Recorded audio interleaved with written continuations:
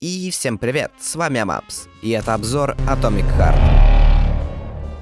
Узнал я про игру в 2020-2021 году и был впечатлен. Мне понравилось то, что игра вдохновлялась Биошоком, а примерно в то же время я и сам познакомился с этой вселенной, и мне было очень интересно, к чему же придет разработка игры. Что же вышло по итогу? Визуал в игре очень хороший. Плакаты, оформление улиц, музыка и тонна деталей. Начало игры прям красиво показывает улицы Казахстана. Также круто, как люди взаимодействуют с роботами. Рафики, которые работают вообще всеми возможными работами. Вовчики, которые служат не только как лаборанты, но и помогают людям. Большие беляши, которые способны делать голограммы. Ну и Терешковы. Также расскажу про графику, которая сделана на очень хорошем уровне. Даже на самых минимальных настройках игра выглядит приятно и не превращается в Мистера Хопса 3. Бери вообще свою, как ее зовут? Руби, по-моему, да, Руби. Шелли? Она Что ты здесь? Из минусов скажу, что есть визуальные баги и, о боже, что преследовало меня всю игру, танцующие трупы. Эта тема похлеще Флау из Undertale, который избегает экрана. Эти мрази даже не скрывают это. В общем, по графике все неплохо. По персонажам скажу, ну, у нас есть главный герой Сергей Нечаев, грубый амбал КГБшник. Что еще сказать? А, точно, он же Киборг-убийца. потому что у него полтела не его и сделано из киберимплантов.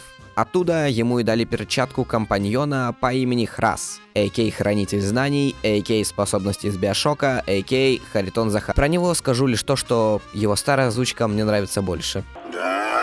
Эти ребята не оживут за моей спиной?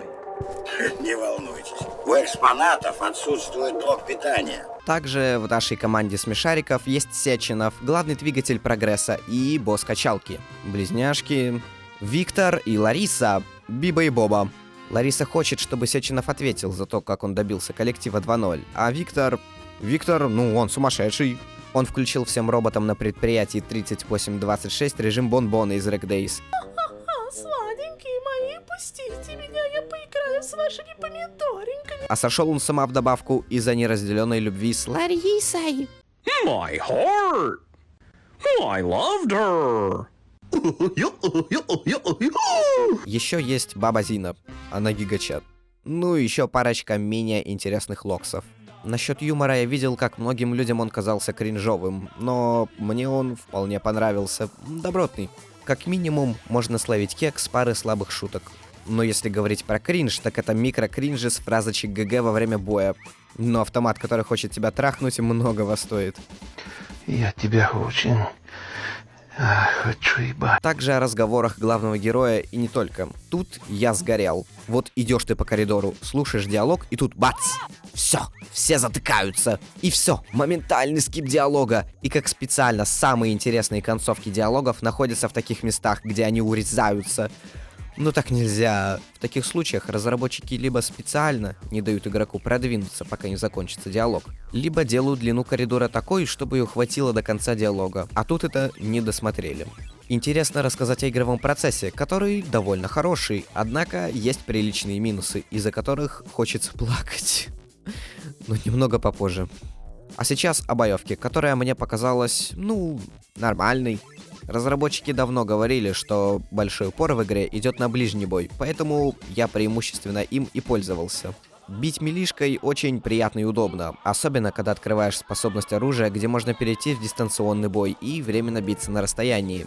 А насчет стрельбы, я бы сказал, что она, тоже нормальная.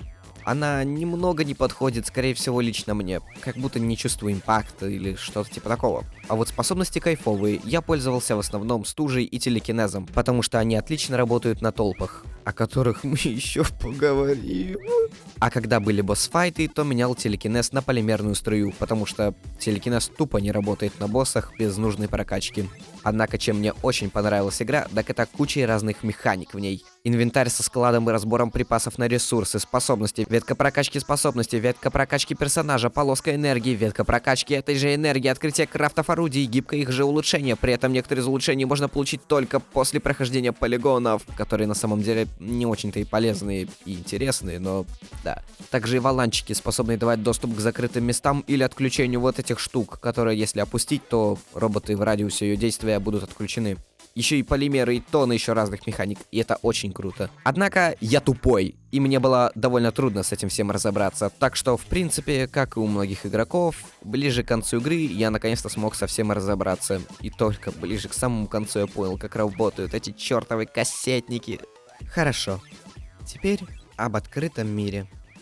Этот коллектив «Разум роботов», где разработчики рассказывали, как в мире все будет круто связано, и если мы начнем зарубу с роботами, то другим поступит инфа о нас, и они помчатся на помощь этим бедолагам, где...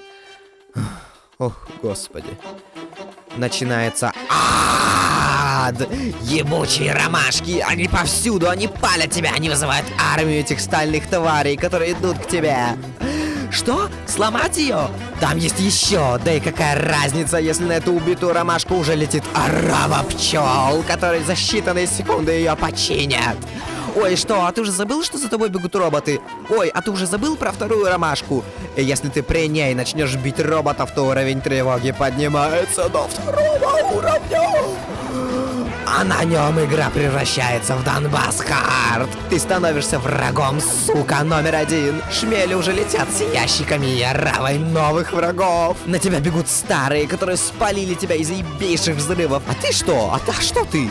Беги, сучара, у тебя нет выбора. Никакая способность тебя не спасет. Только твоя жопа, которая уже сверкает от полировки этих тварей. Нет, ну идея-то хорошая, сделана тоже добротно. Но у меня почти все время на открытом мире из «фух, я выбрался из подземки, пора пройтись по улице», превращается в араб фани. Так я и перейду к локациям, которые работают по принципу, что мы ходим по какому-нибудь подземному помещению. Там в основном сюжет и происходит. И когда уже подземелье будет зачищено, то нас выгуливают на улицу, перебежать в лифт на другое подземелье. Почему выгуливают? Ну как? Ну и сами локации сделаны вполне неплохо. Они все разнообразные, имеют свою разную тематику и сделаны просто очень круто. В добавку у каждой из них, конечно же, есть своя тема. И, кстати, о темах. Хорошо. Думаю, пора перейти к другой, не менее важной части игры. Саундтрек.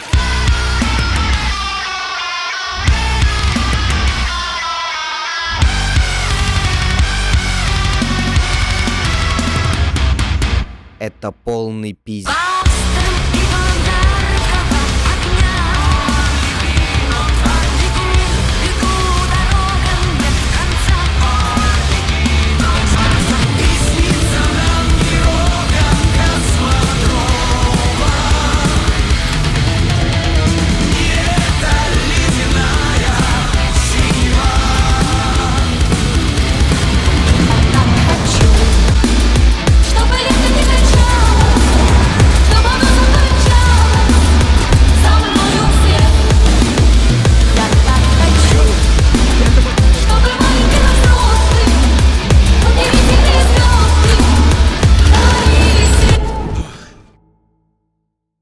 Музыка, конечно, в игре охеренная. И оригинальные треки, и ремиксы звучат просто обалденно.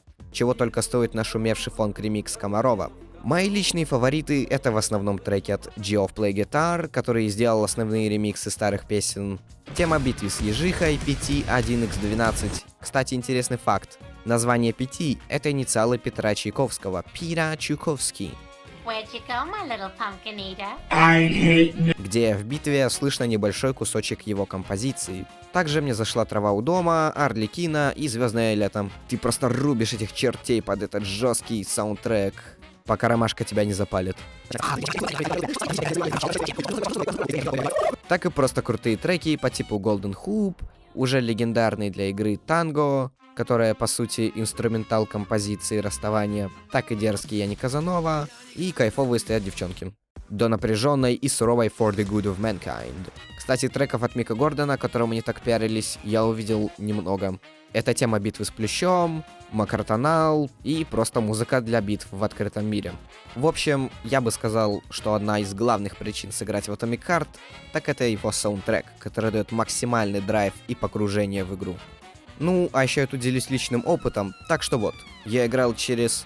Game Pass. Ох, зря я туда полез. То есть, игру можно было купить по ВК-плею или играть по геймпассу.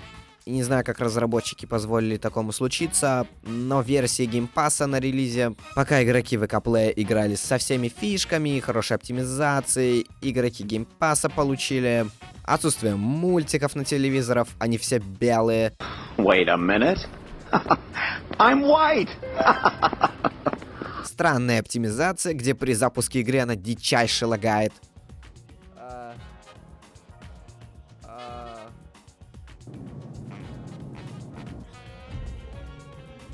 414 FPS. Но через время отлагивает. Бесконечная установка каких-то оптимизирующих шейдеров. Серьезно, у меня они раза 3 скачивались. В любом случае, много этих проблем уже пофиксили в недавнем патче. Также немного про кат-сцены, они слегка дешевые, странные, короче, не гуфи. Я заметил в них отсутствие некоторых звуков. В паре сцен прям чувствуется, что не хватает звука. А в финальной кат-сцене, я ее показывать не буду, голос персонажа в один момент прям сильно отстает от происходящего. В общем-то, как-то так. По итогу, я хочу сказать, что игра мне все же понравилась. Я кайфанул от прохождения и 4 стримов, которые я потратил на прохождение вместе с чатом. Однако, в игре есть минусы, которые, надеюсь, в следующей игре исправят. В ней есть множество механик и их неплохая реализация. Все это дополняет приятный визуал и неплохой местами саунд-дизайн. Ну что ж, с вами был я, Мапс, и всем пока!